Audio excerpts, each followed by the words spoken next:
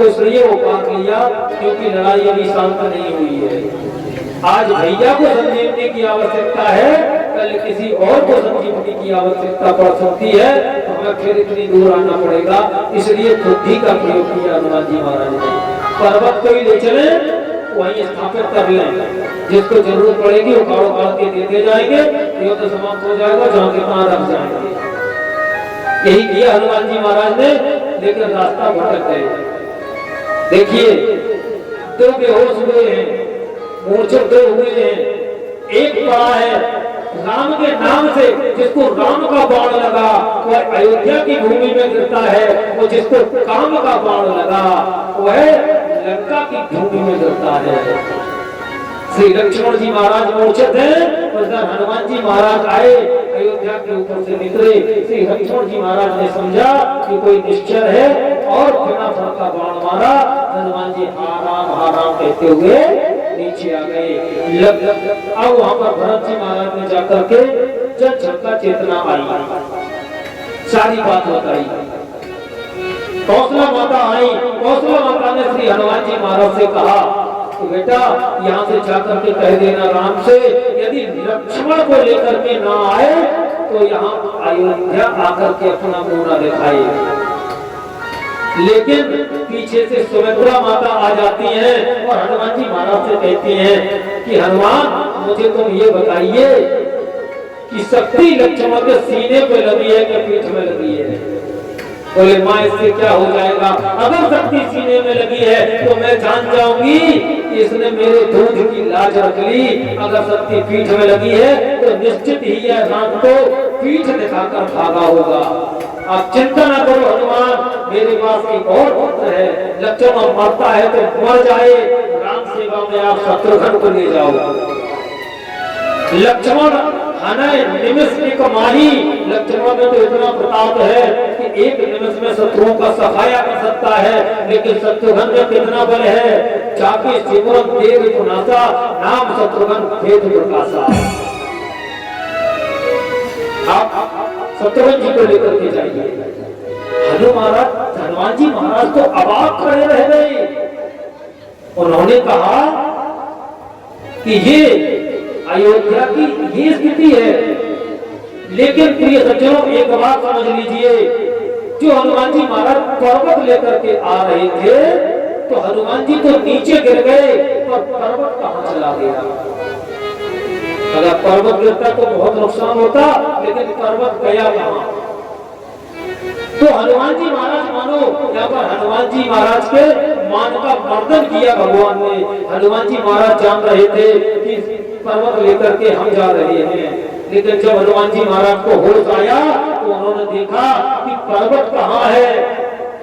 गिरियो कपिराम कही पवन राख्यो गिरी, पर्वत को पवन देव ने संभाल लिया। हनुमान जी महाराज ने कहा मैं सोचता था कि पर्वत मैं लेकर के जा रहा हूँ, अरे मैं तो सिर्फ हाथ लगाया था, पर्वत का भार तो मेरे पिताजी उठाए थे। एक बच्चा डीएम बन गया, पिता उसके कक्ष में जाता है, वो पिता ने कंधे पर हाथ रखा और कंधे पर हाथ रख करके पूछा कि बेटा बताइए संसार का सबसे बलशाली कौन है। तो उसने कहा मैं। पिताजी को बड़ा बुरा लगा कि हमने इसको इतना पढ़ाया लिखाया सब कुछ किया, नौकरी लग गई, इसमें अभिमान आ गया। पिताजी वहां से निकलने लगे, फिर पलट के देखा, बोले बेटा एक बार सोच ले। तो उसने कहा पिताजी संसार में पिता से बढ़कर बलशाली कोई नहीं है, आप बलशाली हैं। उन्होंने कहा अभी तो कह रहे थे कि हम, और अब कह रहे हो कि आप, ये कैसे हो गया। तो वो लड़का कहता है कि पिताजी जब आपका हाथ मेरे कंधे पर था तो मैं संसार का सबसे बलशाली पुत्र था, लेकिन जब आपका हाथ कंधे से हट गया तब तो फिर बलशाली आप ही हैं। जब मेरी युवा शक्ति जागृत होगी वो ये समझे कि मेरे पिता का, मेरे पूर्वजों का यदि बरहस्त मेरे ऊपर है तब हम बलशाली हैं।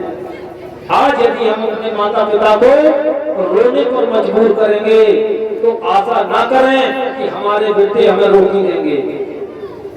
कतई नहीं देंगे। आपने यदि अपने माता पिता को सताया तो आपके बच्चे जो होंगे वो ब्याज के आपको मिलेगा।